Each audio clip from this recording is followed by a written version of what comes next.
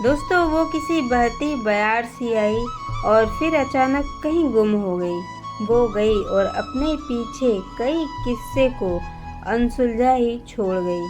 आज भी उसकी बात कुछ यूं होती है जैसे कल की ही बात हो। दोस्तों हम बात कर रहे हैं दिवंगत अभिनेत्री दिव्या भारती जी की। दोस्तों दिव्या भारती की याद पर उनके फैंस के लिए उनसे जुड़े कुछ अनसुने किस्सों को गुलदस्ता लाए हैं।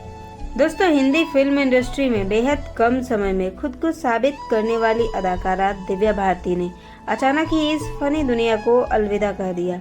25 फरवरी 1974 में मुंबई में जन्मी दिव्या भारती का उम्र 19वें पड़ाव पर दुनिया को अलविदा कह गई। 5 अप्रैल 1993 में अपनी अपार्टमेंट की खिड़की से गिरकर उनकी मृत्यु हो गई थी। तेलुगु, तमिल और हिंदी में उन्होंने अपने करियर में तकरीबन 21 फिल्मों में काम किया। दोस्तों गोविंदा के भाई कृति कुमार फिल्म बना रहे थे जिसका नाम था राधा का संगम। इस फिल्म में सबसे पहले दिव्या भारती को शाइन किया गया था और उनसे डांस एंड एक्टिंग का क्लासेस लेने की सख्त हिदायत दी गई। दिव्या काफी खुश थी और जी जान से मेहनत करने में जुट गई, लेकिन कुछ ही दिनों में उनके ऊपर वज्रपात हुई। दरअसल अचानक कृति कुमार ने दिव्या भारती की जगह जूही चावला को कास्ट कर दिया। इस पर दिव्या भारती ने खुद को फिल्म से बाहर करने का कारण पूछा तो निर्देशक ने कहा, तुम्हारा व्यवहार बच्चों जैसा है और फिल्म बहुत गंभीर है। दोस्तों हिंदी फिल्मों में अपने करियर की शुरुआत दिव्या ने सनी देओल की फिल्म विश्वात्मा से की थी, जो कि सुपरहिट फिल्म थी। इसके बाद लॉरेंस डिसूजा की फिल्म दिल का क्या कसूर आई, जो कि टिकट खिड़की पर बेदम रही। तब एक इंटरव्यू में दिव्या ने कहा था, मैं खुद को साबित करना चाहती हूँ। अभी मैं नीचे गिर रही हूँ तो अब बारी है कि मैं फिर से शुरुआत करूँ और ऊपर चढ़ूँ। पॉजिटिव अप्रोच के साथ आगे बढ़ूंगी तो कामयाबी जरूर मिलेगी। दोस्तों एक तरफ बॉलीवुड में सफलता प्राप्त कर रही थी तो दूसरी तरफ अपने तेलुगु फैंस का भी वो बखूबी ख्याल रखती थी। हिंदी फिल्मों में काम करने के साथ साल में एक तेलुगु फिल्म वो जरूर किया करती थी। बता दें सनी देओल की फिल्म विश्वात्मा से करियर शुरू करने वाली दिव्या ने सुनील शेट्टी, ऋषि कपूर, गोविंदा और शाहरुख खान जैसे कलाकारों के साथ स्क्रीन शेयर किया है। दोस्तों यह तो तकरीबन सबको पता है कि फिल्म लाडला की आधे से ज़्यादा शूटिंग दिव्या भारती ने कर ली थी, लेकिन उनके अचानक निधन के बाद यह फिल्म श्रीदेवी के साथ दोबारा शूट किया गया। खैर लाडला ही नहीं बल्कि कर्तव्य, आंदोलन, दिलवाले, मोहरा और विजयपथ भी दिव्या की अधूरी फिल्मों की लिस्ट में आती है। और दोस्तों वहीं कुछ फिल्में ऐसी भी थी जिनको दिव्या ने साइन तो किया लेकिन उनकी शूटिंग शुरू नहीं हुई। इसी वजह से वो फिल्में ना बनी और ना रिलीज हुई। उन फिल्मों में अक्षय कुमार के साथ परिमाण, सलमान खान के साथ दो कदम, ऋषि कपूर के साथ कन्यादान और सनी देओल के साथ बजरंग और जैकी श्रॉफ के साथ चाल पे चाल थी। अब इस आंकड़े से आप अंदाजा लगा लीजिए कि दिव्या की उन दिनों कितनी ज्यादा डिमांड थी। हर फिल्म मेकर उनके साथ फिल्म करना चाहता था, तभी तो वो उस इंडस्ट्री की सबसे महंगी अभिनेत्री बन गई थी। दोस्तों वहीं दिव्या भारती के निधन के बाद उनकी 2 फिल्में रिलीज हुई थी जिनमें रंग को सफलता मिली, लेकिन शतरंज कुछ खास कमाल नहीं कर पाई। बता दें कि इन फिल्मों की शूटिंग पूरी हो चुकी थी लेकिन डबिंग दिव्या नहीं कर पाई थी, जिससे डबिंग आर्टिस्ट ने पूरा किया था। दोस्तों मुंबई पुलिस इस मामले में सबूत जुटाने में नाकामयाब रही और उनकी मौत के लगभग 5 साल के बाद इस केस की फाइल 1998 में बंद कर दी गई।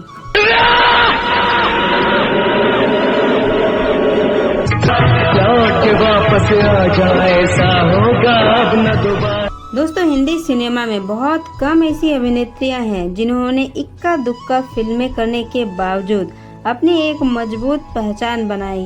एक ऐसी ही एक्ट्रेस का नाम है दिव्या भारती। 1992 में 3 हिट फिल्में देने के बाद 5 अप्रैल 1993 को 19 साल की दिव्या की अचानक मौत हो गई थी। उनकी मौत ने इंडस्ट्री में जैसे सनसनी फैला दी। उनकी मौत आज भी एक पहेली है। आइए जानते हैं समय से पहले मौत की गोद में समा जाने वाली एक्ट्रेस दिव्या भारती की लाइफ से जुड़ी कुछ खास यादें। दोस्तों 25 फरवरी 1974 को मुंबई में जन्मी दिव्या के पिता ओम प्रकाश भारती एक बीमा अधिकारी थे। परिवार में मां मीता भारती के अलावा एक छोटा भाई कुणाल भी था और पिता की पहली पत्नी से दिव्या की एक बहन भी थी, पूनम। दिव्या भारती ने 14 साल की उम्र में काम करना शुरू कर दिया था। दोस्तों बहुत कम लोग जानते हैं कि एक्ट्रेस और मॉडल कायनात अरोड़ा दिव्या भारती की कजिन है। दोस्तों साल 1992 तक आते आते भारती ने स्वयं को बॉलीवुड में स्थापित कर लिया था। दोस्तों क्या आप जानते हैं कि दिव्या भारती ने बहुत ही कम उम्र में शादी भी कर ली थी। 1992 में 18 साल की उम्र में दिव्या भारती ने फिल्म मेकर साजिद नाडियाडवाला से शादी कर ली। कहा जाता है कि यहीं से दिव्या अपने पेरेंट्स से दूर होती गई और इस वजह से दिव्या डिप्रेशन में रहने लगी। पेरेंट्स की इस दूरी को भी लोग उनकी मौत से जोड़कर देखते हैं। दोस्तों फिर साल 1992 में आई फिल्म दीवाना से दिव्या को स्टारडम मिला। यह शाहरुख खान की डेब्यू फिल्म थी। 1992 में 3 सुपरहिट फिल्मों के बाद 1993 की पहली रिलीज क्षत्रिय थी। इस फिल्म में दिव्या के साथ रवीना, सन्नी और संजय दत्त मुख्य भूमिका में थे। क्षत्रिय उनके जीवन काल में उनकी आखिरी रिलीज थी।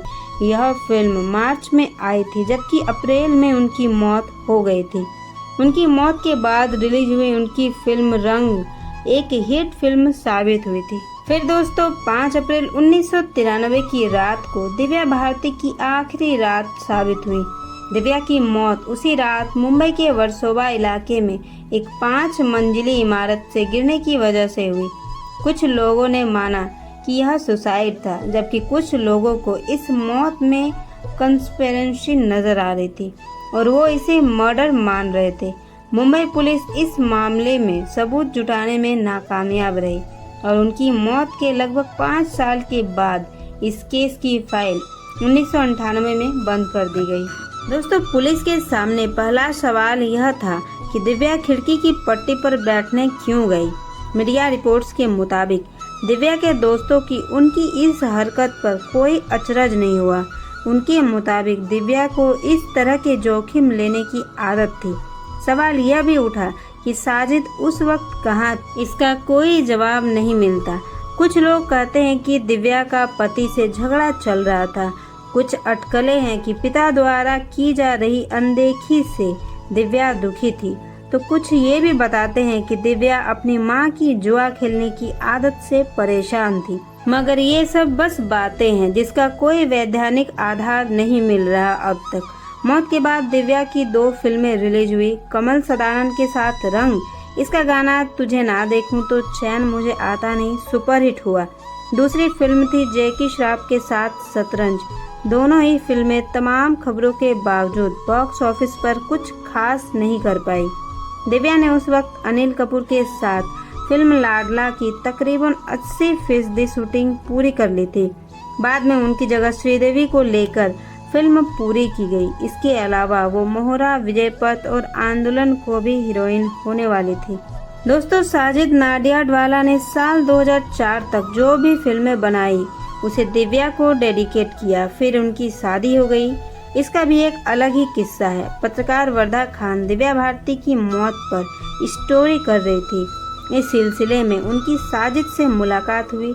फिर दोनों में क्रमशः दोस्ती, प्यार और शादी का रिश्ता कायम हुआ। साजिद आज भी दिव्या को याद करते हैं और इसका उदाहरण मिला कुछ साल पहले आई बतौर डायरेक्टर उनकी पहली फिल्म किक से। इनमें सलमान खान ने एक सीन में दिव्या के चर्चित गाने सात समुंदर पार। दोस्तों देश के लाखों करोड़ों लोग उनके प्रशंसक थे और इन लोगों में मैं भी शामिल हूँ। इसलिए जब जब उनकी मौत की बात चलती है तो ये सुनकर रूह कांप जाती है। दोस्तों खैर दोस्तों, दिव्या भारती की जिंदगी और मौत की पहेली अनसुलझी रह गई। उम्मीद करते हैं दोस्तों दिव्या भारती के बारे में ये जानकारी आपको अच्छी लगी हो। वीडियो अगर अच्छी लगी तो वीडियो को लाइक और चैनल को सब्सक्राइब जरूर कर लीजिएगा दोस्तों, क्योंकि हमारे इस चैनल में ऐसे इंटरेस्टिंग वीडियो आते रहते हैं। और अगर आप भी दिव्या भारती को मिस करते हैं तो कमेंट में मिस यू दिव्या भारती जरूर लिखिएगा। तो चलिए आज के लिए बस इतना ही, मिलते हैं नेक्स्ट किसी इंटरेस्टिंग वीडियो के साथ। तब तक के लिए जय श्री कृष्ण दोस्तों।